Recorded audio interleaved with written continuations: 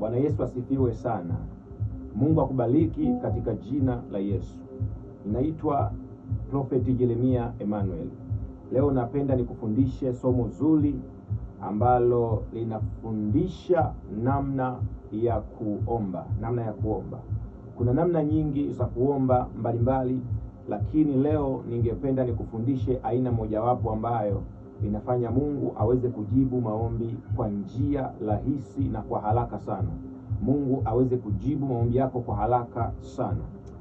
Na kuna maombi ya aina zaidi ya 3 ambayo yapo, lakini leo nimesema nitafundisha aina moja tu ambayo inasaidia muombaji anapokuwa anaomba maombi yake yaweze kufika kwa Mungu haraka na Mungu aweze kuyajibu kwa haraka, kwa sababu haya maombi yanakwenda kufungua kiti cha enzi haraka sana, na Mungu anayaangalia haya maombi katika jicho la pekee sana. Maombi haya, aina ya kwanza tunaenda kuiona kwenye kitabu cha Kutoka sura ya 2 ule mlango wa 23 mpaka 25. Maandiko yanasema, hata baada ya siku zile mfalme wa Misri akafa, wana wa Israeli wakaugua kwa sababu ya ule utumwa, wakalia, kilio kikafika kwa Mungu juu kwa sababu ya ule utumwa. Lakini pia ukiendelea mstari wa 24, maandiko yanasema, Mungu akasikia kuugua kwao, Mungu akakumbuka agano lake alilolifanya na wana wa Ibrahimu na Isaka na Yakobo. Mungu akawaona wana wa Israeli na Mungu akawatangulia. Sasa kuna kitu ambacho Biblia inazungumza hapa. Kuna neno limetamkwa hapo. Cha kwanza, kuna agano limetamkwa hapo. Lakini pia jambo la pili, Biblia inasema ya kwamba wana wa Israeli wakalia, kilio chao kikafika juu kwa Mungu. Biblia inaposema ya kwamba wakalia, hichi kilikuwa ni kilio ambacho kinaambatana na maombi yaliyokuwa moyoni. Kilikuwa ni kilio ambacho kwa nje wanalia, lakini kwa ndani kuna namna walikuwa wanaomba, wanamtaka Mungu. Ndio maana leo hii ukiona Wakristo wengine wanaomba mpaka wanalia. Baadhi ya madhehebu tofauti wamekuwa wakisema, kwa nini unalia? Kwa nini unaomba mnalia? Lakini hawajajua kumbe swala la kulia katika maombi lilianza kwa wana wa Israeli. Walikuwa wanaomba wanalia, lakini kilio chao kiliambatana na maombi ndani. Kwa nje wanalia, lakini kwa ndani wanasema, Bwana tukomboe, Mungu uko wapi? Na kilio hichi kilikuwa kinataka Mungu ajidhihirishe. Ndio maana mstari unaofuata, baada ya kulia kwao, baada ya kuugua kwao, angalia, Mungu analikumbuka agano. Lakini baadaye anatajwa Ibrahimu, anatajwa Isaka, anatajwa Yakobo. Hii maana yake ni kwamba walikuwa wakilia, lakini ndani ya kilio kulikuwa kuna maombi ambayo wanauliza, uko wapi Mungu wa? Kwa sababu panapokuwa pana jina Mungu anajitambulisha, maana yake ni kwamba watu walilia wakitaka Mungu aonekane, ambaye ni Mungu wa Ibrahimu, ambaye ni Mungu wa Isaka na Yakobo. Halafu mstari wa 25 maandiko yanasema, Mungu akawaona wana wa Israeli na Mungu akawatangulia. Sasa hii ni aina mojawapo ya maombi. Biblia ya King James imeeleza kulia huku, imeweka neno groaning. Kuugua imeweka neno groaning. Kuomba kwa kulia na kuugua ni ile hatua ambayo muombaji anaomba, anafika mahali kuugua kunaanzia moyoni. Anafika mahali haombi sasa, anaanza, unamkuta mtu machozi anatoka, lakini amepiga magoti. Lakini muda mwingine anaweza midomo ikawa inacheza. Muda mwingine unamwona anatamka maneno ya kufanana, analia, anatamka maneno ya kufanana, lakini moyoni mwake anakuwa anaomba. Huku ndiko kuugua. Kwa hiyo kuugua ni mojawapo ya njia ambayo Mungu anajibu maombi kwa haraka sana. Na kuna watu huwa wanafikia hii hatua.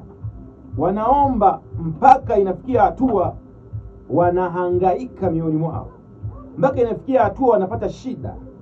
Kwa hiyo hii inatufundisha ya kwamba kuugua ni aina mojawapo ya maombi ambayo Mungu anayajibu kwa kiwango kikubwa sana. Sasa kuna kulia na kuugua. Mungu akubariki sana uweze kuelewa ninachokisema. Kwa hiyo wana wa Israeli, mstari wa 23, wana wa Israeli wakalia mbele za Mungu. Alafu 24 anasema Mungu akasikia kuugua kwao. Baada ya kusikia kuugua kwao, angalia Mungu kitu ambacho anakifanya. Mungu anakuja anasema, mimi ni Mungu wa Ibrahimu, Isaka na Yakobo. Maana yake ni kwamba walikuwa wanalia wakimtafuta Mungu, wakiugua wakimtafuta Mungu, kuugua kwa mioyo yao, kuugua kwa mioyo yao. Haya ndio maombi ambayo aliomba Hana. Hana tumbo lake lilifungwa. Hana alienda katika alienda madhabahuni kwa Mungu. Hana aliomba maombi ya kuugua, midomo inacheza cheza, machozi yanatoka. Ilifika mahali anatamka maneno, lakini anatamka maneno sauti haitoki. Anatamka maneno, ana huzuni, anagalagala. Kuhani alipomuona akasema, umeanza lini kunywa pombe? Mbona umeanza kuchanganyikiwa? Kumbe ilikuwa ni levo ya kuugua, ilikuwa ni levo ya kuugua. Na ndipo akamzaa Samueli. Sasa nisikilize, katika Ukristo wako, kama umewahi kuomba, hujawahi kufikia hatua ya kumlilia Mungu, hujawahi kufikia hatua ya kuugua moyoni mwako, you are not in a level of prayer. Bado haujafika kwenye hatua ile ya uombaji. Waombaji wanajua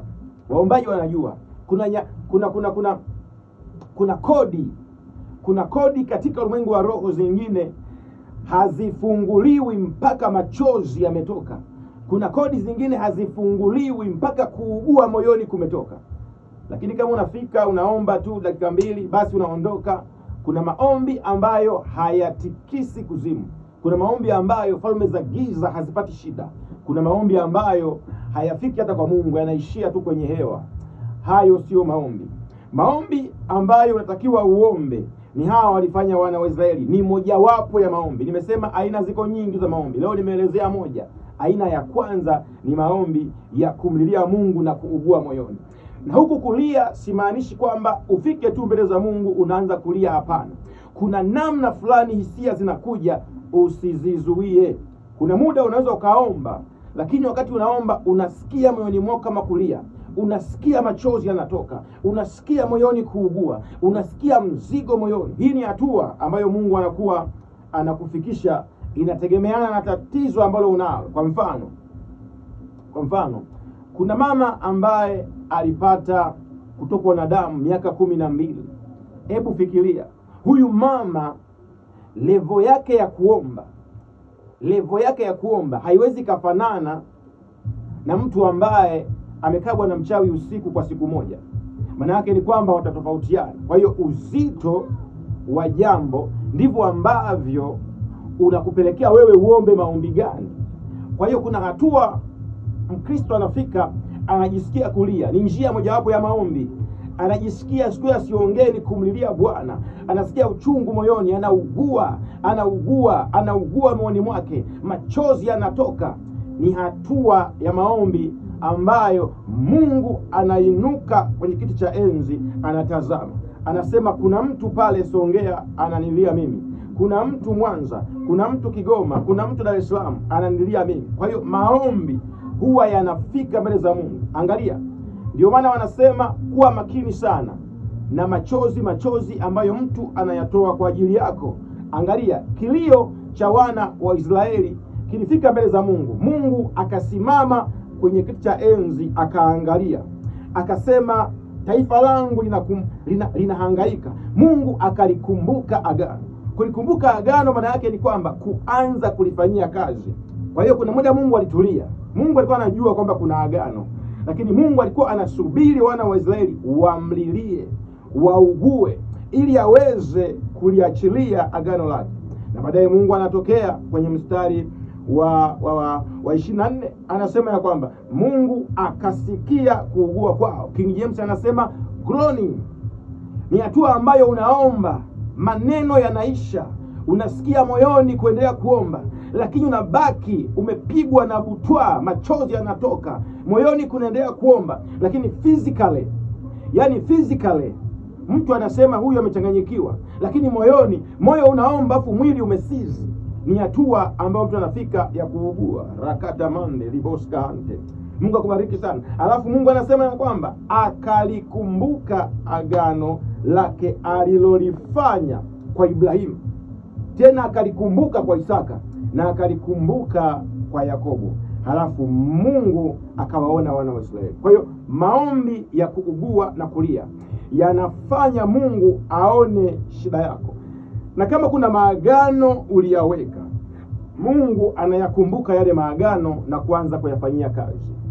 Kuna watu wengi waliwekewa maagano lakini hawajafanya kazi, kwa sababu agano pia linaendana na kiwango cha maombi, ili Mungu aweze kulikumbuka hilo agano ambalo umeliweka.